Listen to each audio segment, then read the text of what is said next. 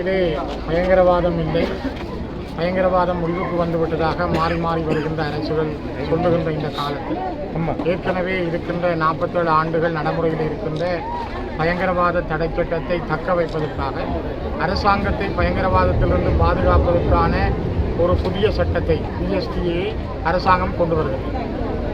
மாறி மாறி வந்த அரசுகள் எதுவாக இருந்தாலும் அவர்களுடைய எண்ணங்களும் கொள்கைகளும் ஒன்றுதான் என்பதை அனுர அரசும் இப்பொழுது நிரூபித்திருக்கிறது.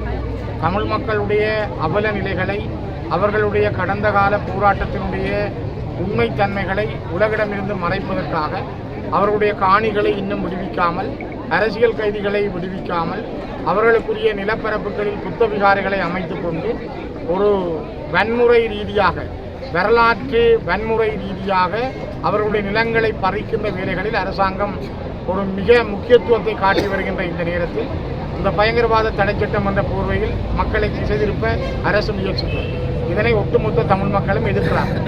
ஏற்கனவே 47 ஆண்டுகள் இந்த நாட்டிலே 4 லட்சத்துக்கும் மேற்பட்ட மக்களையும் 60,000க்கும் மேற்பட்ட போராளிகளையும் எண்ணிலடங்காத கோடிக்கணக்கான சொத்துக்களையும் தமிழ் மக்கள் இழந்திருக்கிறார்கள்.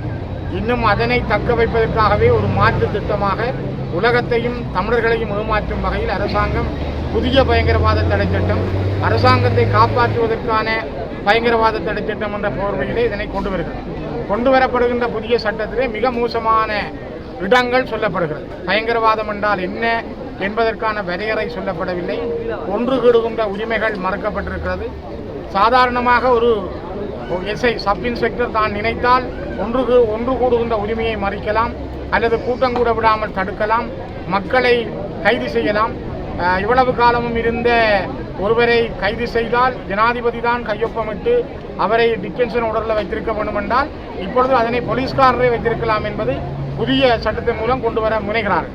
ஆகவே இந்த கொண்டு வரப்பட இருக்கிற புதிய சட்டம் என்பது இருந்ததை விட மிக மோசமானது. ஆகவே எங்களுடைய மக்கள் உணர்வார்கள், இதை விட அது பரவாயில்லையே என்று சொல்லக்கூடிய அளவுக்கு அதனை தக்க வைப்பதற்கான ஒரு முயற்சியை இந்த அரசு மேற்கொள்கிறது. இதனை சரியாக புரிந்து கொண்ட வகையில் இந்த நாட்டிலே சிவில் சட்டங்கள் இருக்கின்றன. பாராளுமன்றத்தினூடாக இயற்றப்பட்ட சட்டங்கள் உண்டு, அரசை இயக்குவதற்கான சட்டங்கள் உண்டு. அது இருக்கக்கூடியதாக இடையிலே கொண்டு வரப்பட்ட பயங்கரவாத தடை சட்டம் அல்லது இப்பொழுது கொண்டு வர முயற்சிக்கிற சட்டம் இந்த நாட்டுக்கு தேவையில்லை, இது மிக மோசமானது. இதனை சர்வதேச சமூகம் மிக நெருக்கடி கொடுத்து இதன் இரண்டையும் நீக்க வேண்டும், ரெண்டையும் வரவிடாமல் தடுக்க வேண்டும் என்பதைத்தான் ஒட்டுமொத்த தமிழ் மக்களும் விரும்புகிறார்கள், கேட்கிறார்கள். ஏற்கனவே இப்பொழுது இருக்கிற அரசு கூட கடந்த காலங்களில் இந்த பயங்கரவாத தடை சட்டத்தால் தங்களுடைய உறுப்பினர்களில் பலரை இழந்திருக்கிறது.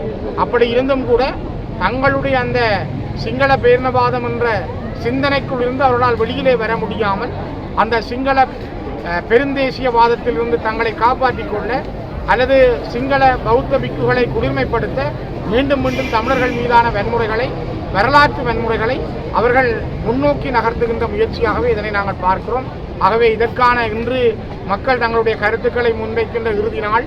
இந்த பிப்ரவரி 28க்கு உள்ளே இதனை முன்வைத்திருக்கிறார்கள். பல அமைப்புகளும் தங்களுடைய கருத்துக்களை முன்வைத்திருக்கின்றன.